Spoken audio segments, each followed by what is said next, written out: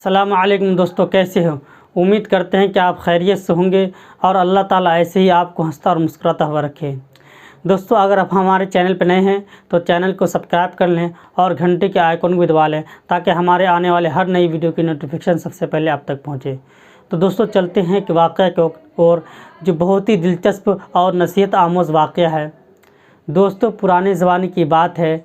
एक नौजवान बगदाद शहर में पढ़ने के लिए जाता है और वो बाज़ार में घूमता रहता है। तो अचानक एक दिन शहज़ादी एक सवारी से गुज़रती है।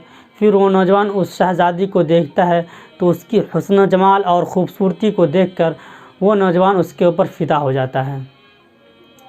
फिर जो नौजवान बेचैन सा रहने लगता है, न उसे रात को नींद आती है और न दिन में चैन मिलता है और न पढ़ाई में दिल लगता है।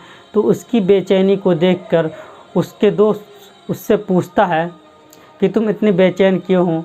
तो फिर वो नौजवान बताता है कि मैंने एक शहज़ादी को देखा है जो बहुत ही खूबसूरत और नहायत हुस्न जमाल वाली है।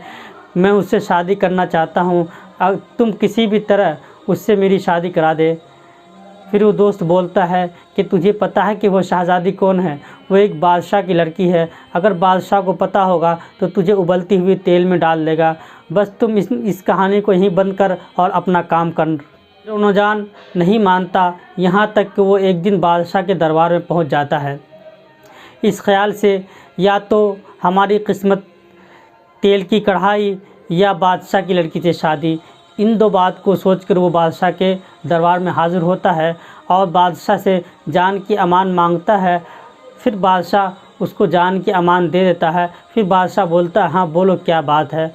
फिर वो नौजवान बताता है कि मैं आपकी लड़की से शादी करना चाहता हूँ। तो बादशाह बहुत गुस्सा होता है, लेकिन बादशाह जान की अमान दे दिया होता है इसलिए कुछ सोचने लगता है।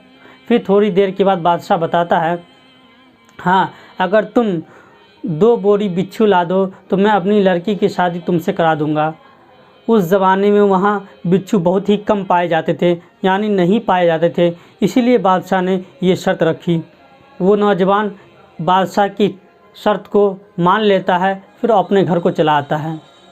फिर उसकी बेचैनी को देखकर उसके उस्ताद मोहतरम पूछते हैं कि तुम इतने बेचैन क्यों हो? फिर वो नौजवान सारा वाक़या बताता है। फिर उसके उस्ताद मोहतरम उससे बताते हैं कि तुम फ़लाँ कब्रिस्तान फ़लाँ कब्र के पास जाओ और एक ईंट निकालना तो तुम्हें बिच्छू ही बिच्छू मिलेंगे, तुम चाहो जितने भर लो। फिर वो नौजवान ऐसा ही करता है, उस कब्रिस्तान के पास उस शख्स के पास कब्र के पास जाता है और एक ईंट निकालता है तो उससे बहुत ही बिच्छू निकलते हैं। फिर वो नौजवान दोनों बोरी को भरता है और बादशाह के दरबार में हाज़िर हो जाता है।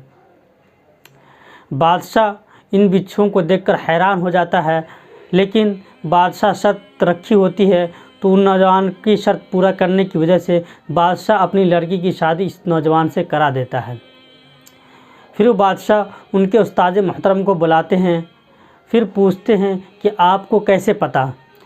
फिर वो उस्ताद मोहतरम उसे बताता है कि मैंने पढ़ा है कि जो शख्स सूद लेता है, ब्याज लेता है, दूसरों का माल गस्ब करता है तो उनके कब्र में अल्लाह ताला बिच्छू मुसल्लत कर देते हैं, इसलिए हमें पता है।